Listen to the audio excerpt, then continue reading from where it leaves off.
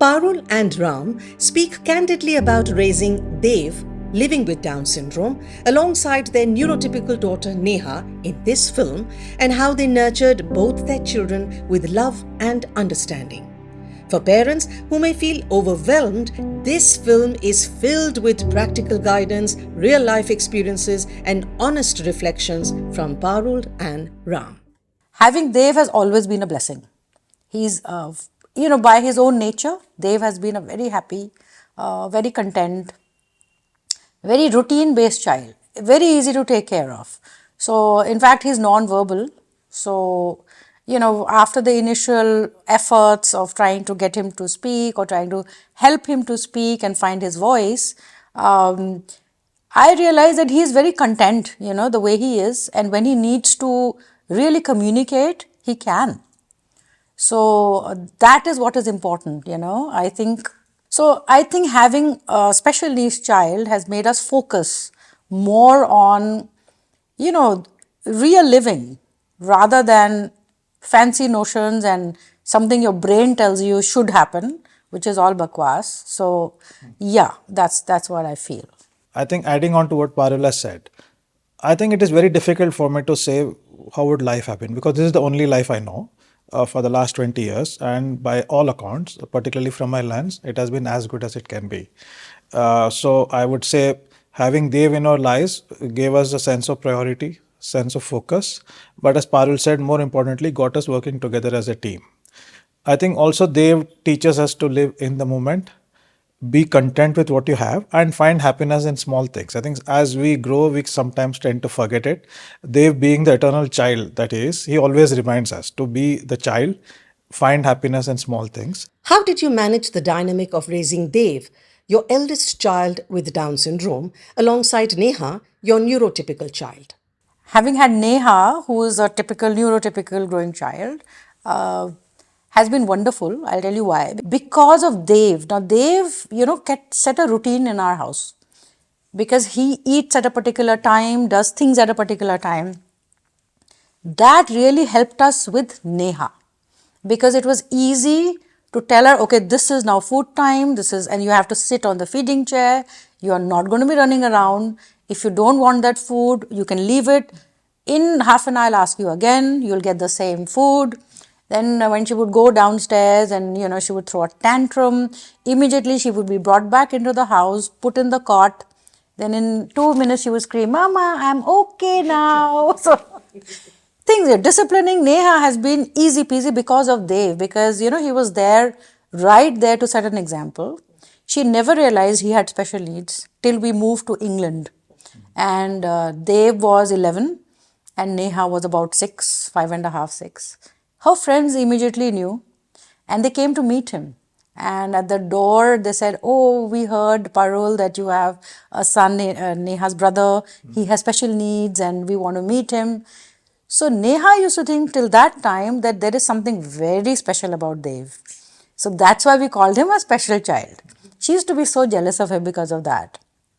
And of course, because everything was for him, catered for him, right? So many things that he used to do. And therapists are coming and this is happening, that is happening. So only then she realized what having a special needs child means. And it kind of then gave her a slightly more. And then, she went into, they have a carers center where you are a primary caregiver. For example, I am a primary caregiver for Dev. And then a sibling is also part of a caregiver. Yes. Because even if they are not doing anything per se, it becomes part of your life. You would say, oh, please see if Dev has done this, or can you put his iPad on charge, or something like that. So that gave her a very elevated status because there were lots of special things done for carers. And she thought that's a really good thing. And lots of positive things happened to her. I would also not scream and shout at her or raise my hand because I knew, I used to always weigh the scales on what is it I want from this child, and I felt I have learned a lot from both my children because as a parent, it's a first time parent, right? You don't know how to be a parent. And I've never had preconceived notions about I am this and this is how my kids should be. They've taught me that a child cannot be, they cannot live your life for you. You have to learn from them. What is it they want? And how you can enable your kids to be the best of what they are. So, because of that attitude, it helped me raise Neha to be very mature and very responsible. But she is generally more independent thinking. She can take care of herself very well. She can travel. She's traveled without us, like from school trips. She's gone to Europe. She goes to America. Well traveled, both children. Both Dev and Neha are very well traveled. They know how to behave with, lots of other people, new situations. And because they are together, they have been together in many things, it has helped them learn from each other. So that security is also there. Okay, so if she can do it, I can do it too, and vice versa. So it has helped me a lot because she can see that there are so many things Dave cannot do that she can. On the other hand, there are so many things that Dave can do that she cannot do. You see, and she really admires his art. So, yes, overall, I think it's been great. Could you share the story of Dev's artistic journey? So I think firstly to begin with about Dev's journey in art. I think journey in art started by an accident because the feedback we got from school when he was 8 was that he's good at all the classes. The only classes that he doesn't like is art. And in the house, we have seen him playing with mud, clay, everything. So I think it was Parul's strong view that it cannot be that he's not interested in art. So we decided to engage an art teacher. And it took the art teacher, I would say, almost 3 months to get Dev to sit for 5 minutes. But we told the teacher we are not in any hurry, neither is Dev. So you shouldn't be worried. Make friends, make him comfortable, then we'll see where it goes. And I think after 3 months, when Dev did his first art, I think it blew everybody away that there is something that this child wants to communicate and express through his art, through his colors. And I think then from there, the journey started. He's 19 now, so it started when he was 8, so about 11 years. And the first time we decided to exhibit was in 2015. Through various friends, I think he had done a lot of art and it was very well appreciated. And we felt maybe it's time to expose not just for himself, but also for other parents and young adults or children with special needs to be inspired that this is also possible. So he held his first exhibition at India Habitat Center in 2015. And since then, the journey has unfolded in many ways, in many different places, with the latest being his 2 paintings being exhibited at the Salarjung Museum in October. So he is a very accomplished artist. We keep joking, they was earned more money at 19 than we did together at 25, So while there is always this feeling that people with intellectual disabilities might be handicapped, you can also look at the other side. They can be financially independent. They have skills and talents that can be really rewarding, not just for them, but for other people around them as well. So that's the thing on his journey in art. Does Dev have his own bank account? Yes, he does have a bank account. Till he became 18, he had a minor's account with Parul being the main account holder. After he is 18, we have to apply for legal guardianship. So we are the legal, because as a major, for us to make decisions on his behalf, so we took the legal guardianship. So he has a bank account in his name where he gets transacted. What is your perspective on the concept of inclusion? I'm a big believer in coexistence versus inclusion, and I would like to explain the difference, right?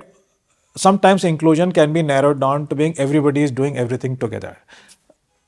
Many times it may not be in the best interest of either parties, right? For example, Dev does not like a lot of noise. So it's okay for him not to be in birthday parties because he doesn't enjoy it. I am a big believer, and I would say we are a big believer in coexistence, which means everybody has the right to find their own happiness in their own way.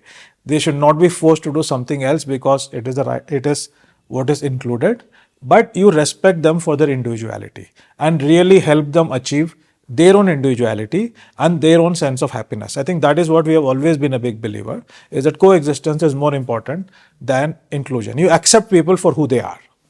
What emotions did you experience when Dev was born and you learned that he had Down syndrome?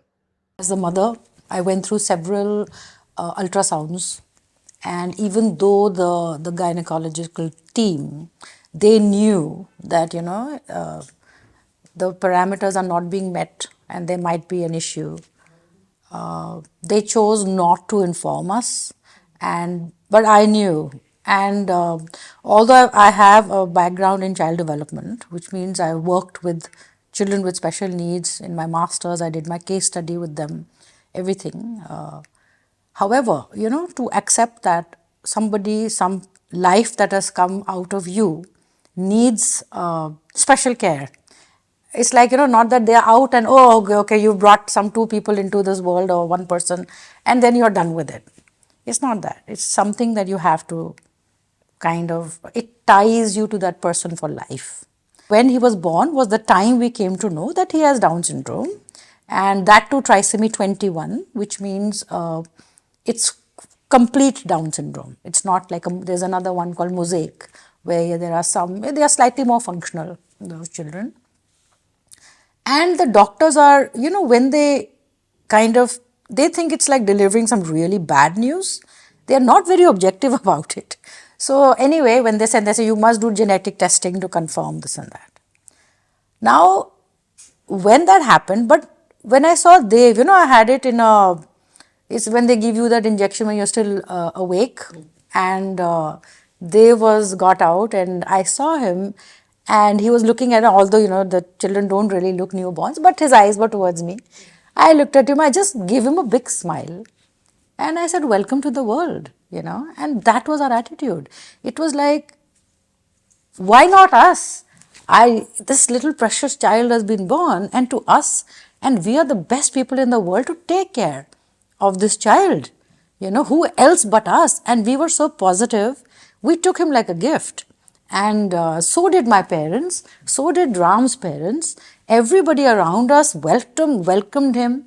And one of our friends, he gave this advice and said that celebrate your child. Make sure they are well dressed. Make sure they're not roaming around neglected. Because the way you treat your child is the way the world is going to treat your child. So I got that, down pat. And we used to celebrate his birthday every month till the first year. Everybody used to be involved. We used to throw big parties for Dev. Dev's birthday parties was something else. Till he was maybe, till he outgrew them. So even now that he's grown up and we have a brand supporting him now and his artworks, those launches also happen always around his birthday. His birthday is always a day of big celebration in our home, and everybody comes together to do it. So yes, we have been very positive, and although we were told by other fellow parents that you wait, you are in this bubble, it will happen to you. When he's older, he's going to school, he'll have some other sibling, they'll be in the same school, then you'll be crying, then you'll be not as happy. So I said, look, that'll come. When it comes to that, we'll see, I can't think about that right now. Right now, I'm really happy. But that day hasn't come so far. We have always been very happy around Dev.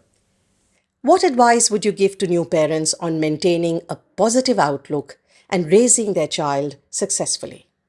Adding on to what Parul has said, how do you kind of deal with the emotional side of it? And I think, as she said, Dev has been a blessing in her life. But I also want to say that, you also have to set yourself and your child up for success. And one of the key reasons is that you have to be happy first, only then you can keep your child happy.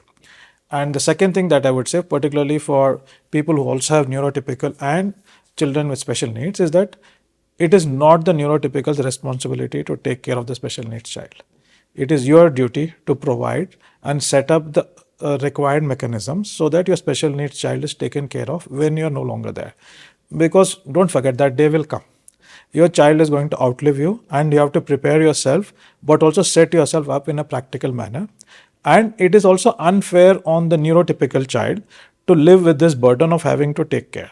If they do it out of their own volition, absolutely brilliant, because most siblings would do that. But it's also, as a parent, your responsibility to make sure your special needs child is independent of that. So there are many people who will help you with financial planning, setting up trusts, setting up independent revenue mechanisms, so your child is taken care of.